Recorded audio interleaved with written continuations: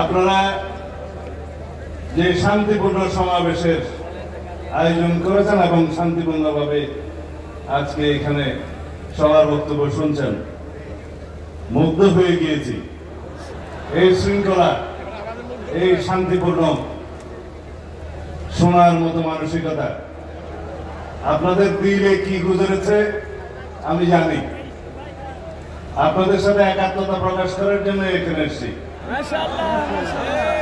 তার আগে কিছু কথা,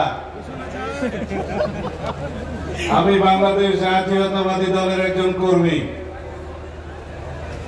আমাদের নেতা শহীদ রাষ্ট্রপতি জিয়াউর রহমান বাংলাদেশের সংবিধানে প্রথমবারের মতো বিসমিল্লাহির রহমানির রহিম সংযোজন করেছিলেন।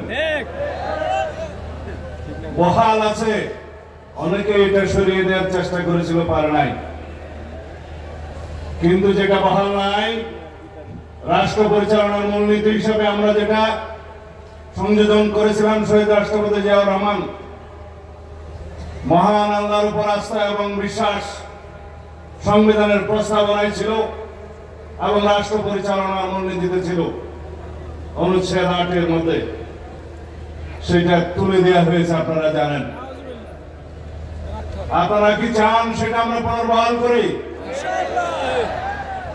আওয়াজ তো কম। আপনারা চান সেটা পুনর্বহাল হোক? ইনশাআল্লাহ সেটা আমরা পুনর্বহাল করব। আমাদের এখানে বিদেশি মেহমানরা যারা বলেছেন আল্লামা ইকবালের শের বলে গিয়েছেন। আমি তো আমাম, আপনারা শুনেছেন কোরআনের বাণী, ওমা আরসালনাকা ইল্লা রাহমাতাল লিল আলামিন।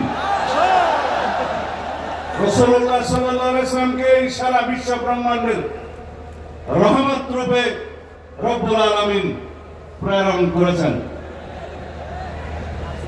আমরা মুসলমান,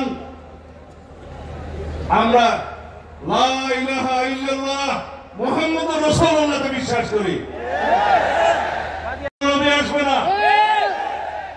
যদি কেউ এরপরে কেউ দাবি করে থাকেন, নিজেকে নবী ঘোষণা করে থাকেন, তাহলে তিনি রাসূলুল্লাহ সাল্লাল্লাহু আলাইহি ওয়াসাল্লামের এই বাণীর মধ্যে নাই। আল্লামা ইকবাল বলছেন কি মোহাম্মদ সিফা হাম তেরা হে, আল্লাহ রাব্বুল আলামিন বলছেন আমি তোমার। ये दुनिया चीज है क्या, वो कलम तेरा है। আল্লাহ রাব্বুল আলামিনের জবান দিয়ে এই শের বলছে। তা আমরা রাসূলুল্লাহ সাল্লাল্লাহু আলাইহি ওয়াসাল্লামের আখেরি বাংলাদেশের মানুষ হিসেবে, আমরা এই দেশের নাগরিক হিসেবে বাংলাদেশি পরিচয়ে বিশ্বাস করি। কিন্তু সারা পৃথিবীতে সমস্ত মুসলমান কৌম মিল্লাত ইসলামিয়া मजहब से, कौम मजहब से, मजहब जो नहीं तुम भी नहीं, जज्बाए बाहम नहीं, महफिले अंजुमन में नहीं। এই হচ্ছে আমাদের শেষ বক্তব্য আল্লামা ইকবালের ভাষায়। বলছে যদি মিল্লাত ইসলামী আমরা একটা থাকি, সারা পৃথিবীতে আমাদের শক্তি। আমরা এই কওম হিসাবে, মুসলমান হিসাবে পৃথিবীতে বিভক্তির কারণে আজকে প্যালেস্টাইন আমাদেরকে হত্যা করছে, গাজাতে নির্মম হত্যাযজ্ঞ চলছে, সারা পৃথিবীর বিভিন্ন জায়গায় আমাদের রোহিঙ্গা ভাইদেরকে হত্যাযজ্ঞে শিকার হতে হচ্ছে, শুধু আমাদের দুর্বলতার কারণে। যাই হোক, আপনারা যেটা শুনতে চাচ্ছেন সেটা বলি।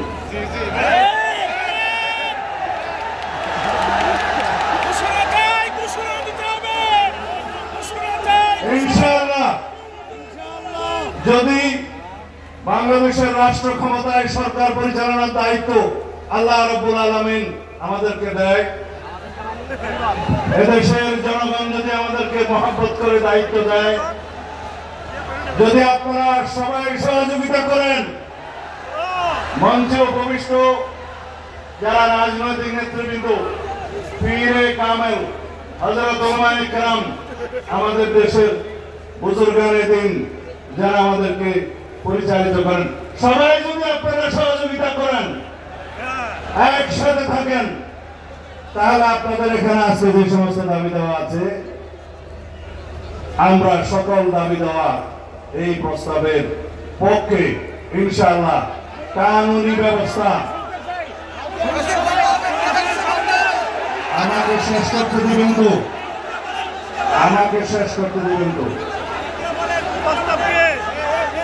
কানুনি সকল ব্যবস্থা জাতীয় সংসদে আলাপ আলোচনার মাধ্যমে গ্রহণ করা হবে ইনশাআল্লাহ। এই জন্য সমগ্র জাতিকে ঐক্যবদ্ধ থাকতে হবে। যাই হোক, আপনারা যে ভাষায় আমাকে কথা বলতে বলছেন সেটা আইনের ভাষা না। আইনের ভাষা হচ্ছে এগুলো কার্যকর করার জন্য, এই প্রস্তাব গ্রহণ করার জন্য সবাইকে ঐক্যবদ্ধ থাকতে হবে। জাতীয় সংসদে সবাইকে ঐক্যবদ্ধ থাকতে হবে এবং সারা বাংলাদেশের মুসলমানদের ঐক্যবদ্ধ থাকতে হবে। আমরা ইনশাআল্লাহ আপনাদের এই প্রস্তাব গ্রহণ করব।